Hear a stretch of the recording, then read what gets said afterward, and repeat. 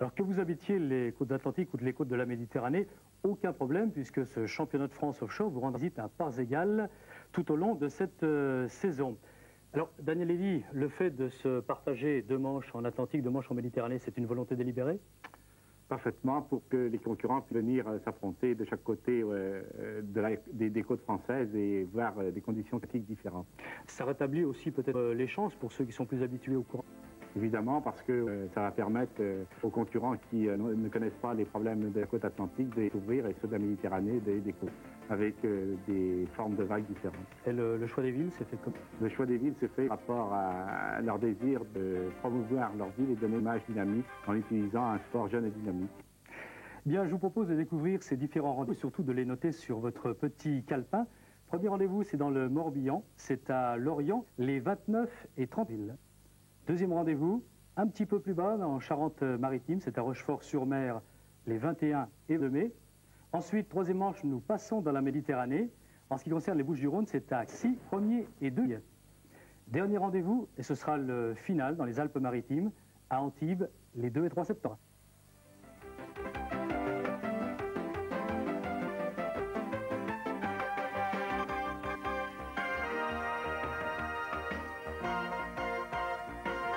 Allez, on arrête le cinéma parce que c'est moi qui vais finir par attraper le mal de mer. Bien, je vous propose maintenant de faire connaissance avec un des équipages de ce championnat de France classe 3 et de connaître un petit peu mieux le travail de chacun d'eux à bord, avant et pendant la course. J'arrive. Ça me paraît un petit peu plus calme maintenant. Alors, un copilote navigateur et un pilote que je vais vous présenter. Tout d'abord, Michel Doré, qui est le copilote navigateur en ce qui concerne le offshore, mais qui a été, on le précisera tout à l'heure, pilote dans les rallyes marathons. Et Joe Tribouleau, qui a déjà au casque, qui lui sera le pilote de offshore. Alors, Michel, vous étiez pilote en ce qui concerne le championnat du monde marathon. Vous êtes champion du monde d'ailleurs. Qu'est-ce qui vous a fait passer maintenant à la classe 3 après une saison d'ailleurs en classe? Classe 1 il y a 2 ans. La classe 2 très bien, mais c'est vraiment trop cher. Le rallye marathon, c'est super aussi, mais ça se passe toujours sur fleuve et on habite au bord de la mer.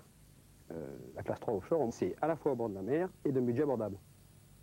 Alors, en ce qui concerne cette saison, vous avez monté votre prototype. C'est spécialement pour le championnat? Spécialement pour ça, pour s'aider tous les deux, puisqu'au lieu de naviguer ensemble, on va monter 2 bateaux, et tout en commun.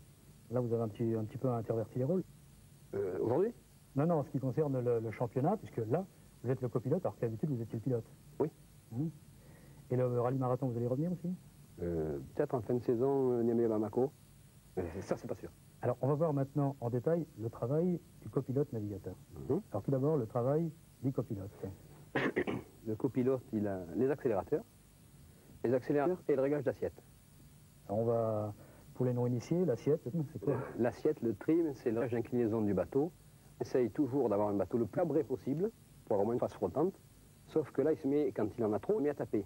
Donc on le redescend et on le règle à la limite de taper le plus levé possible. Alors avec le casque, avec le casque, vous marchez comme feeling? Avec le casque? Avec le casque. Pour les bruits moteurs, vous marchez au feeling? À peu près, oui. Alors en ce qui concerne le cap, là aussi, vous avez un gros travail qui se fait avant la course. Oui. Donc on va voir sur cette carte qui est devant vous. Du fait de ne pas avoir de speedo très précis, on est obligé de minuter notre cap et nos vitesses. J'explique un petit peu. On ne sait pas où est cette baie par rapport à celle-là. Par contre, on sait qu'en marchant sur cap pendant 9 minutes, je dois arriver à la bouée. Et à quelques secondes près, je vais la voir, je vais la trouver. Donc jamais à vue, c'est pratiquement toujours des calculs qui ont été bien préparés avant. On est à vue pendant quelques secondes, le temps d'arriver sur la bouée. Sinon, on marche avec un chrono et un compas tout le long de la course.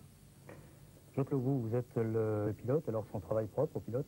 Alors, mon travail propre consiste à suivre le cap et à maintenir le cap sur une boussole que mon coéquipier donnait, à surveiller le comportement du bateau sur une vague, d'une vague à l'autre, et à tenir le volant assez durement.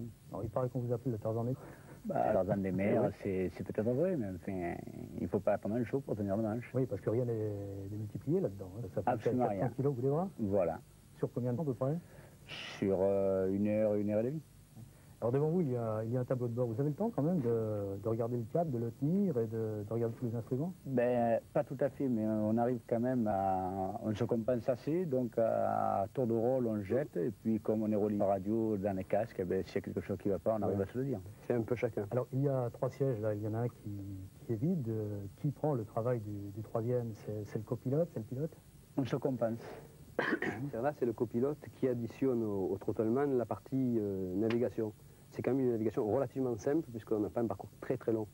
Donc on peut se permettre de faire les deux. Il y a une chose qui est certaine, comme en rallye, il faut une certaine osmose entre vous deux. Je crois que c'est vraiment le feeling au millimètre près. Ça fait déjà 4 ans qu'on navigue ensemble. Et On se connaît. la bonne entente, les questions de caractère, c'est primordial? Pas de problème. Pas de C'est très problème important. là-dessus. Et en plus, c'est pas courant. Voilà, ben Michel Doré, Jotri Boulot, je vais vous souhaiter un bon cap. On se retrouve à Lorient bientôt. Aucun problème. Au revoir.